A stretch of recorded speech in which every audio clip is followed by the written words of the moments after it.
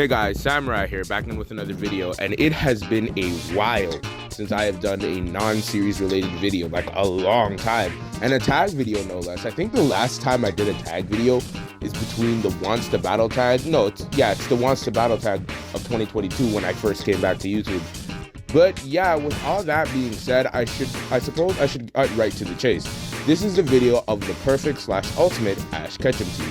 Now, me personally, I've always hated the idea of an ultimate Ash Ketchum team because A, it's predictable, and B, it doesn't really fit Ash's character in my opinion. But this tag video is more about the perfect Ash Ketchum team. Which 6 Pokemon do you think would make the perfect team in your opinion? This tag was started by my friend Champion Blaze over on his channel where he tagged me. He built a team of around 9 Pokemon, 3 being in rotation, for Ash to use. These 9 Pokemon were of his choice in his opinion. While I don't necessarily agree with the 9 he chose, that's exactly the point. I get to make my own video, and Curl Blitz also made his own video, which I suggest you check both of the videos out. They are really fun watches, and I think you guys would greatly enjoy them. But going back to my main point here, I'm building my own Ash Ketchum team based on my opinions and my thoughts. And no, this team is not gonna just be his best wishes team. Even though it is my favorite team of his, I'm not just gonna put best wishes all over the place. I'm actually trying to do something different here, and if I really wanted to say that the best wishes team was my favorite team, I wouldn't even be making this video. So with all that being said, and without further ado, let's get fully into the video. Hey Samurai! Are you doing this video to buy time so you can feed the video algorithm? And because that the Lucas video is taking a long time to make and you're not ready to make more episodes of SV yet? What? No, I wouldn't do that. Like, come on, guys. What did you expect? But in all seriousness, I am actually doing that. This video is so I can just give you guys a video because I haven't uploaded in a while because I've been at work for so long. Videos are taking longer to make overall, and while I'm still working on scripts, and SV and the Lucas video are coming out, they just need extra time. But without any further ado, let's get to the main discussion of today, my perfect Ash Ketchum team. First, let's get some ground rules set. Number 1, 1 to 2 I'm only allowed to use 1 to 2 starters making this team. This is just to make sure that this team isn't just Charizard, Sceptile, Greninja, Oshawott, Infernape. It gives variety and isn't just like spamming all the starters. Number 2, Pokemon variety, making sure types don't overlap. I love all of Ash's water types, but I'm not going to put them all on one team. That wouldn't really make sense. Number 3, win rates and feats don't matter here. I'm not gonna have Goodra and Rowlet on the same team just because they're both capable of fighting on a champion level if I don't really want them to. I could have Ash's worst Pokemon on this list. I could have a team of Torkoal and fucking Noctowl's bitch ass on this team. But like, I don't want to. So win rates don't matter here. So even if the Pokemon has a low or high win rate, they're all fair game in my opinion. Number 4, this is a personal rule for myself. I want to try and change the moveset or remix it a bit. Let's use Charizard for an example. Everyone wants to keep Charizard Seismic Toss, and while I think that's a great idea, I think it could be interesting if we gave him something like Dragon Rush, for instance. I'm not saying that we can't keep Seismic Toss, but I'm saying we should try to change the moveset just so there's a reason on why it's on this team and why we would make it different. Now these are just rules I'm using for my video. If you want to make your own video, go right ahead and use any rules you want. You could have like 18 starters on one team, even though that's physically impossible. But you get what I'm saying. These are just rules that I'm using to help narrow down my choices. This is me building a team for Ash, so it's not necessarily that I'm choosing my favorites. They have to match my reasonings and what I'm being said. So let's get started with my first pick. Pikachu is number 1, of course.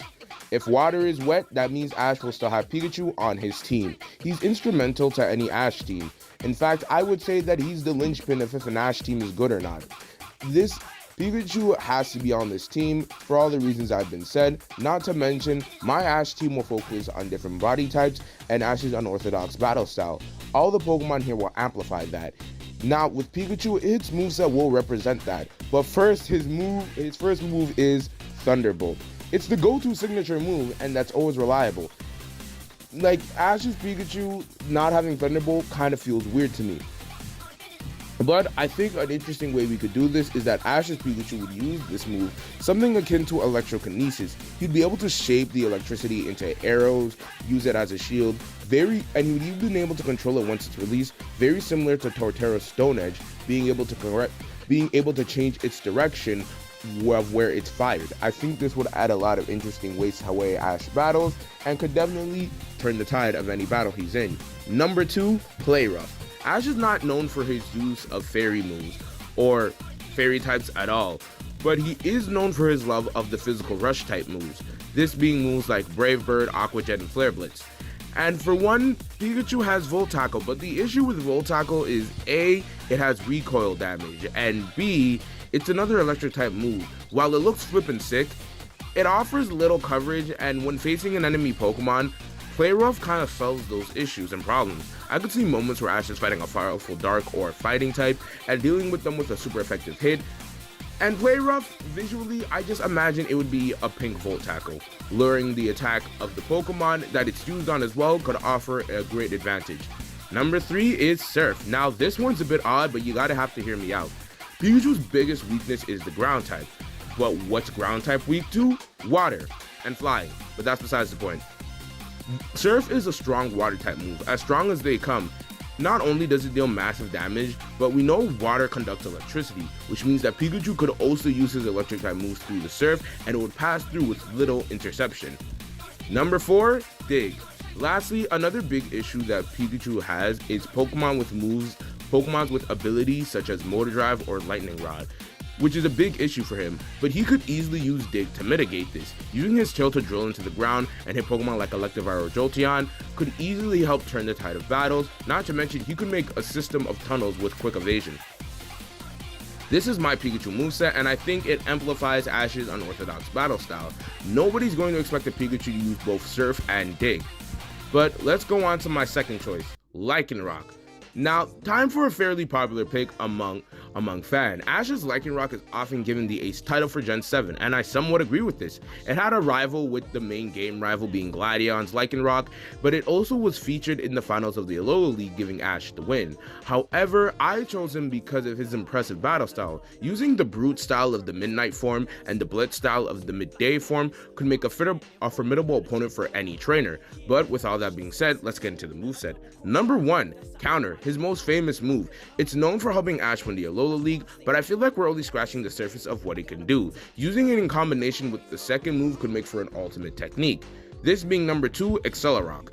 This move is Ash's bread and butter. It's a move that relies on speed and relentless attacks, but I feel like the move has one big weakness, being that it could very easily be intercepted, and it's not that hard hitting. But in combo with Counter, this makes it impossible for it to be intercepted. This is a terrifying combination because essentially Lycanroc is moving very quick, but if anyone tries to throw a punch or an attack at it, it could easily counter with the move Counter. Number 3, Drill Run.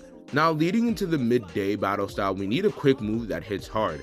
Not to mention, it would be literally hard to counter because of the way the body rotates when it's using Drill Run. By the way, that counter pun was entirely intended, but in all seriousness, the way the Pokemon rapidly rotates as it's using this move would make it hard to account for. And Ash would use this move very similar to how Volt from Beyblade Burst would use his trademark Rush Launch, attacking from all angles very quickly.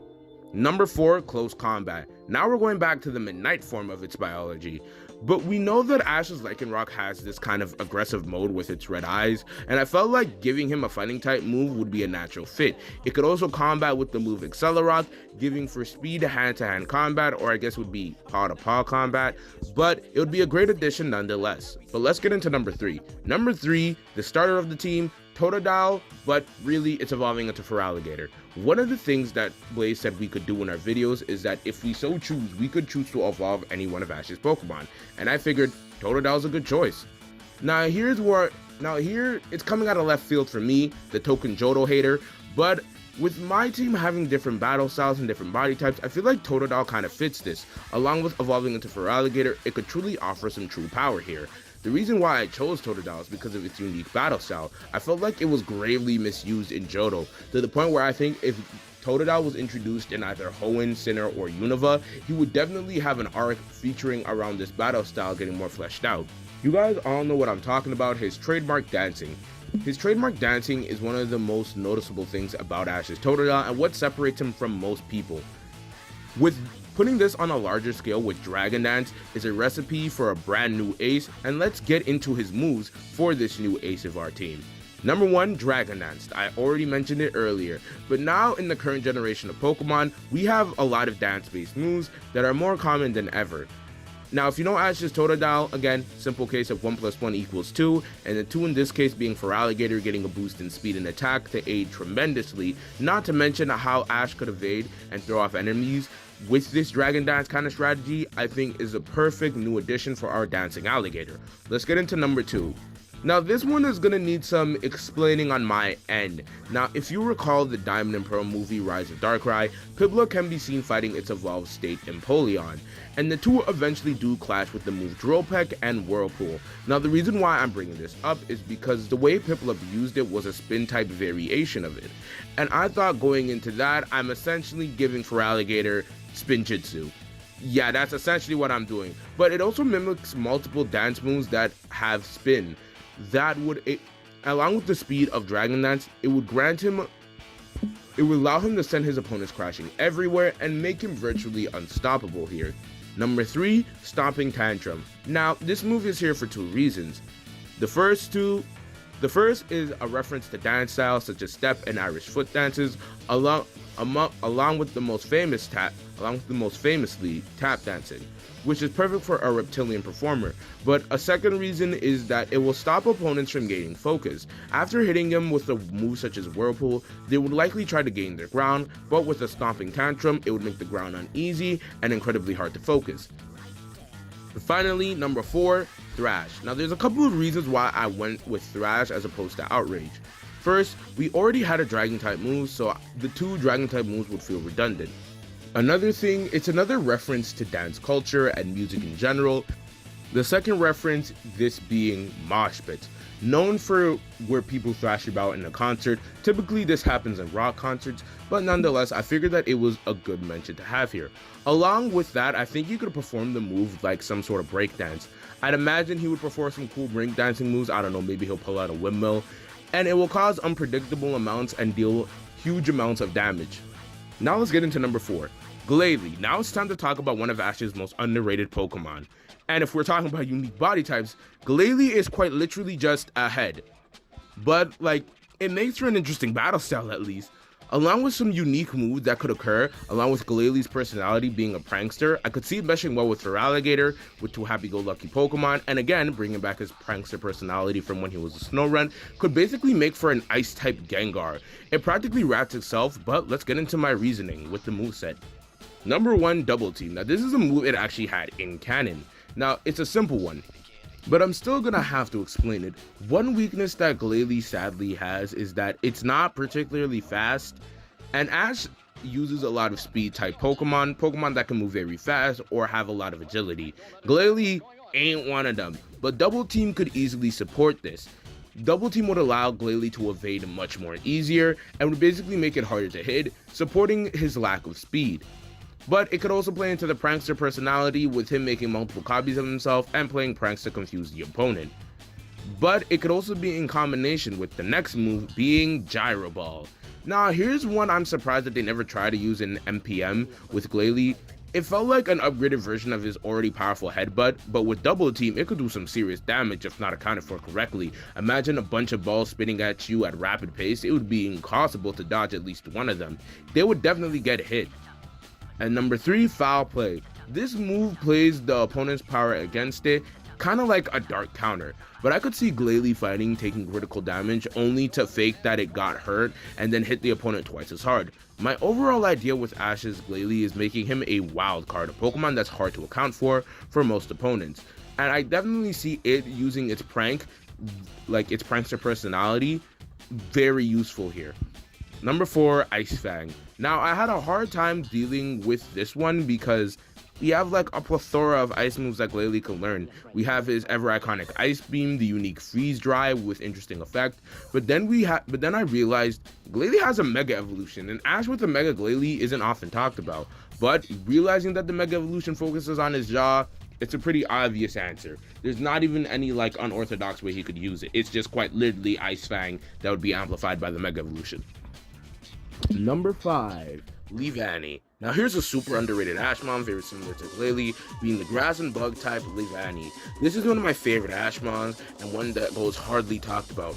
Despite the fact that it has a great personality and a caring personality as well, it wasn't a half bad battler either, and its use of String Shot could easily tie and inhibit opponents and tie them down. But enough of that, let's get into the moveset. Number 1, Trailblaze. Now, another move that's Ash's bread and butter. Ash loves his speed type moves, and that's fairly obvious. And in Gen 9, we got the new move Trailblaze, which is essentially a green flame charge. With this move, it would be perfect for Ash's battle style. If Leavanny was able to activate a Storm ability in combination with a raise speed over time, it's all over for their opponents. Number 2, String Shot. I mentioned it earlier in the description, but to summarize my point, Leavanny could use String Shot to tie opponents down and slow them down dramatically, leaving them wide open for a powerful attack. Number 3, Triple Axle.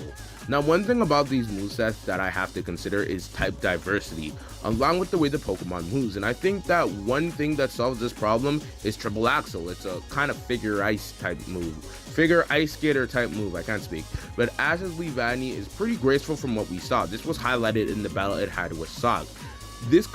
Triple Axle could easily embody that, being based on ice skating as I said earlier. It could easily perform stunning moves while dealing powerful kicks. Number 4, Fail Stinger. Finally, another bug type move. Now, this is something that's almost never been discussed and never really been used in a Pokemon's moveset, a finishing move. The unique effect of Fail Stinger raises the attack of a Pokemon when it causes a Pokemon to faint. This would be super cool to see. I could see a stalemate of a battle between two Pokemon, and Leavanny using String Shot to slow it down, only to be hit with an incredibly strong move to knock it out, this boosting Leavanny in the process. I feel like it's a match made in heaven, and I feel like it's never getting talked about. A finishing move is sick. I don't know why more people don't think about this. Number 6, Gliscor. Now, Ash's Gliscor has been a fan favorite for years now, and I can definitely see why. It had a great personality, along with a good arc from a Gligar, and all that training from the Air Battle Master. And honestly, in all due respect, I think it's really cool. But he also remains one of Ash's weirdest flyers, because he's more based on power and evasion rather than speed and attack. Not to mention, like, he's a flying scorpion. What other Pokemon is a flying scorpion? Like, come on. But let's talk about some moves. Number 1, Poison Tail. Now, this is something that I felt like DP missed on. Gliscor, again, is obviously a scorpion. Now, scorpions are known for striking others with their tails, and they can be poisonous sometimes. Gliscor never learned a single poison type move. So, giving him a poison type move emphasizing his tail kind of feels like obvious, right? Am I tripping? But it could easily use this in air battles to swat opponents out of the air and send them crashing to the ground. Now let's get into number 2, Acrobatics, a move that plays to Ash's strengths, something that emphasizes speed and agility. Along with this, he could easily use it to keep up with Pokemon like Staraptor, Swallow, and Talonflame, putting them on the same playing field, and he could also use this for evasion and to easily move about in the air. Number 3, Tailwind. Now this is another support type move, very similar to String Shot and Double Team earlier. One weakness that Gliscor has is that he glides, he's not flying, which means that he requires the wind to carry him. But what if he could make his own wind? This would be an excellent way for Ash to raise the speed of his Pokemon, as well as Gliscor could easily soar about on the tailwind that he already makes, and could easily use it to evade along with raising his speed. I could definitely see this being used as an opening move when Ash starts a battle. Number 4, and finally, High Horsepower. Another weird ass thing that DP did was never giving Gliscor a ground type move, but it's not entirely their fault, because I don't think they're ever going to animate the move Earthquake or Magnitude ever again due to, real world circumstances. So, but now in Gen 9 in our current year, we have High Horsepower. This could be the equivalent to, again, Aerial Ace or Aqua Jet with a stab boost. I think it's a natural fit. I think it would easily work and help it out tremendously. Now it's time for the rotations, substitutions, whatever you want to call them. 3 Pokemon that I think would fit, but I didn't really have enough of a reason to put them on this list. Number 1, Snorlax. It's an easy G-Max Pokemon with a unique body type and has some serious power behind him and is always reliable. Infernape, a unique martial arts style, the amazing power of Blaze, not to mention, it's the second starter. And finally, Gibble. We're keeping it as a Gibble. Unique way of fighting. The Dragon type has a lot of resistances, and I think it would be funny to watch interact with this team. And that's my perfect Ash Ketchum team. I had a lot of fun making this video. I don't think I'm ever going to make an ultimate Ash Ketchum team video because everybody would just choose the same 6 Pokemon, and it would be like, we would all choose the same 6, because if we're basing it off math and win rates, and I'm getting into a rant. But whatever, I'm going to tag 5 people in order to do this video, but you at home, feel free to do this video too. If you make your video, let me know. I would love to watch it. But the 5 people I'm choosing are: number 1 is Elite Trainer Mark. I think he could offer an interesting style of video. Number 2 is Orizora. I want him to tackle this video too. Number 3 is Vivolt. I know he does manga content, but you know, I've seen him do anime videos. He watches the anime. I know he does. So Vivolt's number 3. Number 4 will be Poke Furlax. I feel like he could offer again another interesting perspective on this. And finally, for my last pick, it will be Infamous Trainer. I also think he could offer an interesting way, an interesting kind of video style on this perfect Ash Ketchum team video. And also, again, you guys can do it at home. See this as your tag. You guys are the honorary 6th tag, if you will. Do it at home. Have fun. Anyways, Samurai out. I'll get the next video.